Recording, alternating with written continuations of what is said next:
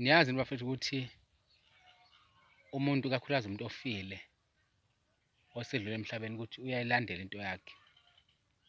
Ngiyangitshela bafethu ngithi mina angiyigqoki impahla yomunye umuntu ngoba impahla yomunye umuntu ngiyakholwa ekutheni isuke ihamba nomnikazi wayo.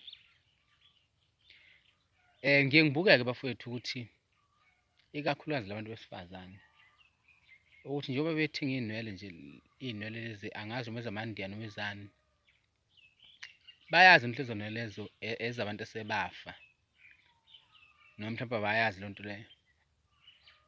Uthole omunye umuntu wafa evele ewumuntu ohluphayo, uthole ukuthi mhlawumbe wayewumuntu ofebayo, zonke lezo zinto lezo, kodwa bese ethatha lezo y'nwele lezo eyay'gqoka, uthole ukuthi mhlawumbe wabulala umuntu loyo.